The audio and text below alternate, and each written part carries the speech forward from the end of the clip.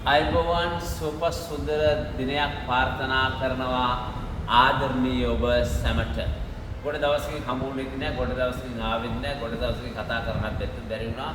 ආදරණීය ඔබ සැමට අද අවුරුද්දම අලුත් දෙයක් ඔබට ඉදිරිපත් කරන්න සූදානම් වෙන්නේ. දින 21ක් තුළ ඔබේ ජීවිතය අති සාර්ථක කරගන්න පුළුවන් ස්වාමි විවේකානන්දගේ මෙතඩ් එකක්.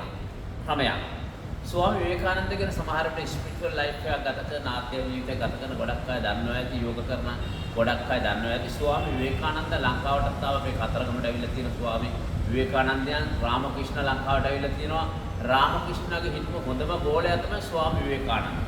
ස්වාමි විවේකානන්ද භෞතිකවාදී. ස්වාමි විවේකානන්ද දේවත්වය ප්‍රතික්ෂේප කරපු කෙනෙක්. හැබැයි ස්වාමි විවේකානන්ද කියන්නේ නාරායන් කියන දෙවියන්ගේ ප්‍රතිරූපයක්. එයා ඒ රූපයෙන් තමයි මේ විශ්වයට ඇවිල්ලා මිනිසුන්ට උදව් උපකාර කරන්න පටන් ගන්න. දවසක් ස්වාමි විවේකානන්ද රාමකෘෂ්ණට කියන මම දෙවියෝ විශ්වාස කරන්නේ, ඔබ දෙවියෝ දැකලා තියෙනවද? රාමකෘෂ්ණ කියන මම ඔබටත් වැඩි හොඳින් දෙවියෝ දැකලා තියෙනවා, ළඟදී ඔබට දෙවියෝ හමු වෙයි කියලා.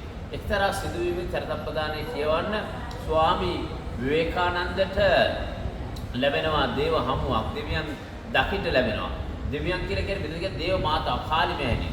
දකින්න ලැබිලා ඒ ආශ්චර්යයෙන් එයා සම්පූර්ණ වෙනස් චරිතයක් බවට පත් වෙලා එයා පරෝපකාරම් මුදම් අනිත්‍යයේ යහපත වෙනුවෙන් උදව් උපකාර කරන්න පටන් ගන්නවා.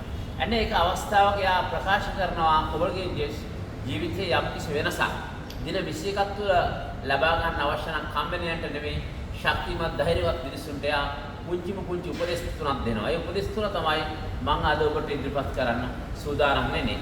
පළවෙනි එක ඔබ අවදි වෙන බ්‍රහ්ම මුත්‍රයෙන් 4:12 5:12 අතර කාලේ හෝ 3:40 4:40 අතර කාලේ බ්‍රහ්ම මුත්‍රයෙන් අවදි වෙන්න ඕනේ.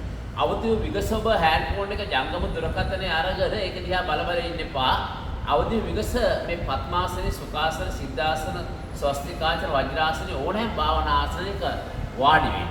වාඩි වෙලා පොඩි වේලාවක් ඔබ ඇස් පියාගෙන සිරුරට කන් දෙන්න. සිරුරේ රිද්මයට ඔබේ හුස්ම ඇතුල් වෙනවා, පිට වෙනවා.